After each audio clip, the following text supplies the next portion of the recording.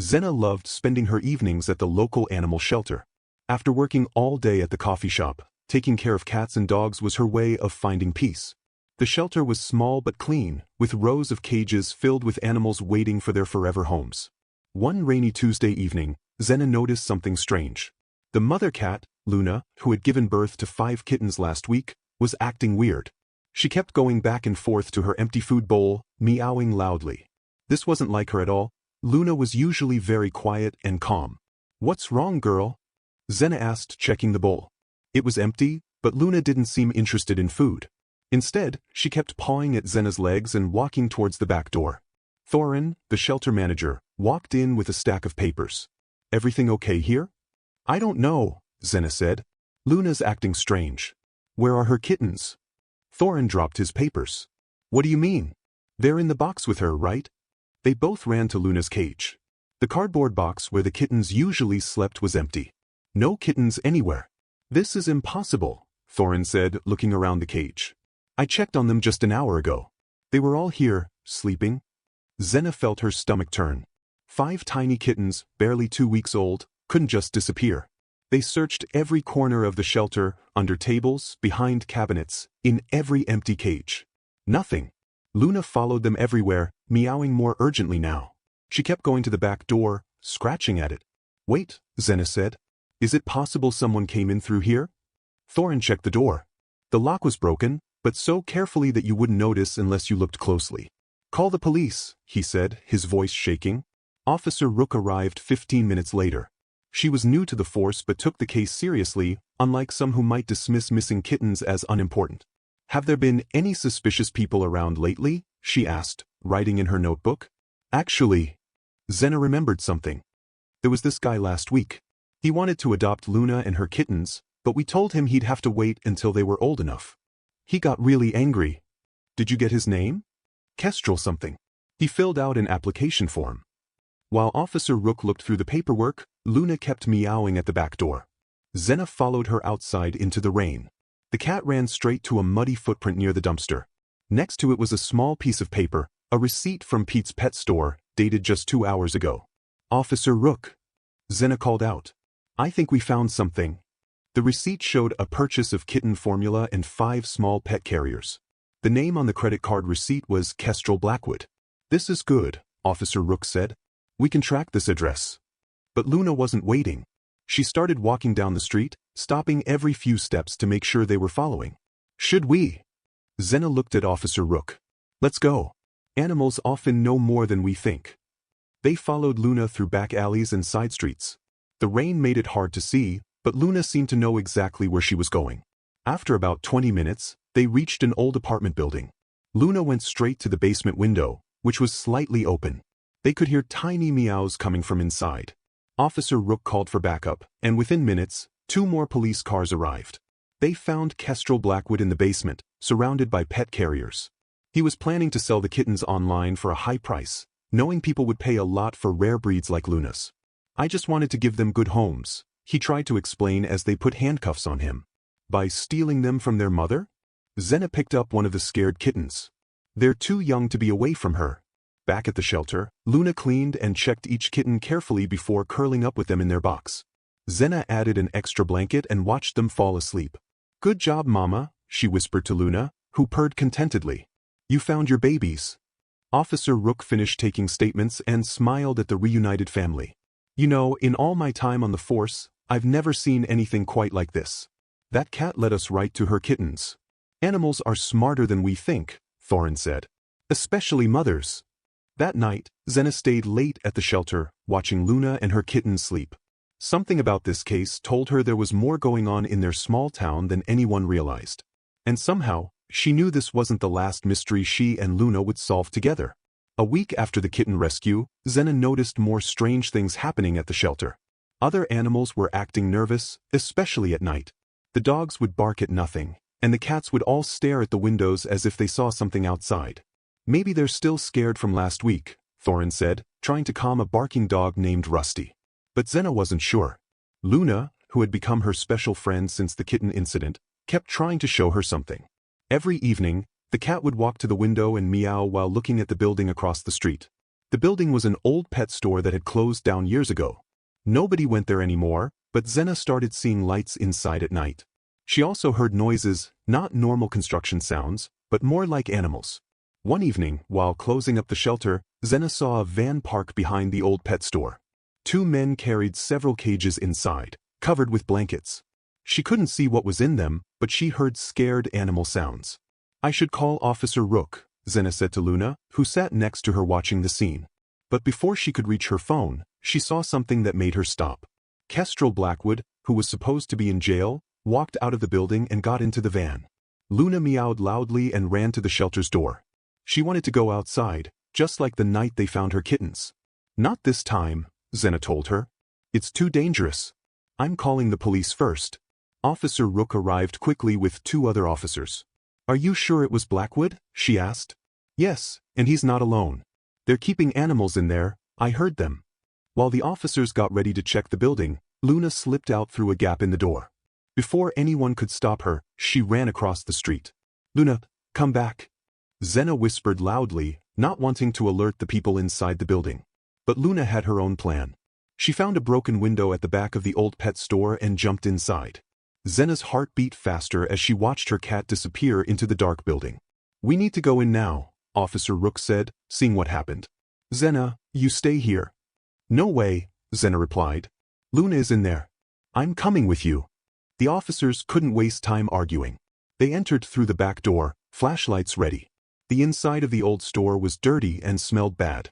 Cages lined the walls, and inside them were dozens of animals, puppies, kittens, even some exotic pets that weren't legal to sell. They heard voices from the front room. Carefully moving closer, they saw four men counting money and looking at papers. Kestrel Blackwood was there, along with someone Zena recognized, the owner of Pete's Pet Store, where they had found the receipt last week. Luna appeared from behind some boxes and walked straight into the room with the men. She sat down and meowed loudly, getting everyone's attention. "What's that cat doing here?" one man asked, standing up. "Wait, that's the shelter cat," Blackwood said. "The one with the expensive kittens." Before the men could move, Officer Rook and her team came in. "Police, don't move." What happened next was fast and messy. Two men tried to run but were caught. Another knocked over some cages trying to escape, but the animals were thankfully okay. Blackwood and the pet store owner gave up without fighting.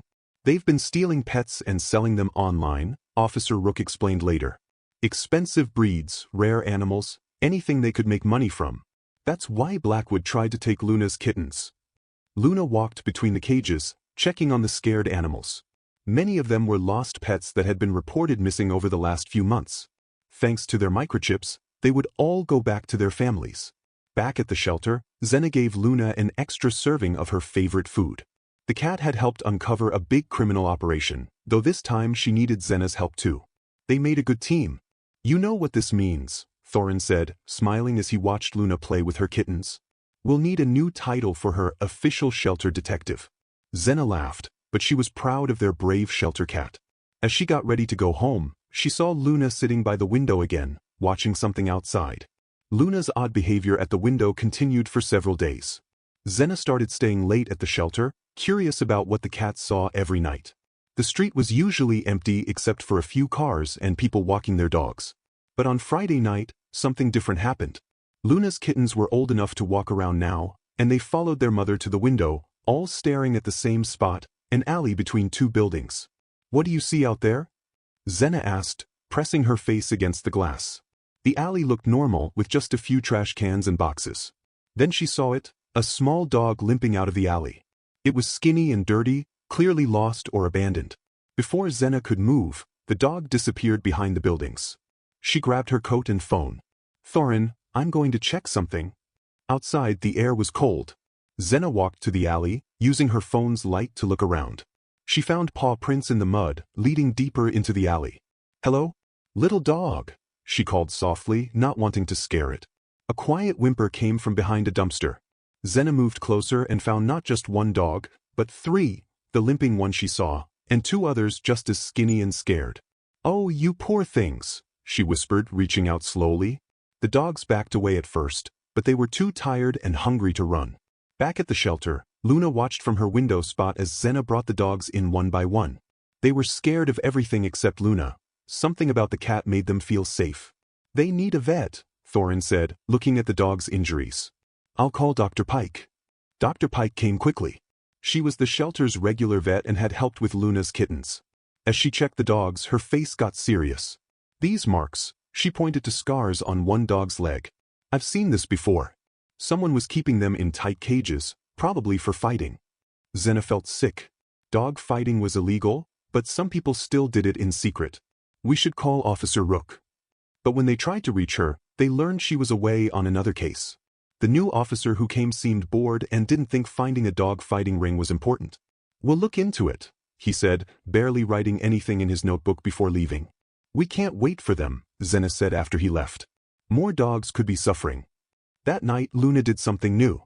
She went to her kittens, now almost 6 weeks old, and gently moved them into a higher cage as if making sure they were safe. Then she walked to the door and waited. You want to help again, don't you? Xena asked. Luna meowed in response. Thorin wasn't happy about the idea. It's dangerous, Xena. These people aren't like Blackwood, dog fighters are violent. Then help me, she said. We'll be careful. But we have to do something. They followed Luna into the night. The cat walked confidently, taking them through places they wouldn't have found alone. After about 10 minutes, they reached an old warehouse with trucks parked outside. Voices came from inside, along with dog barks that didn't sound friendly. Thorin took pictures with his phone while Xena recorded a video of men unloading cages from a truck. We need more than just this, Thorin whispered. We need to see inside. Luna was already moving.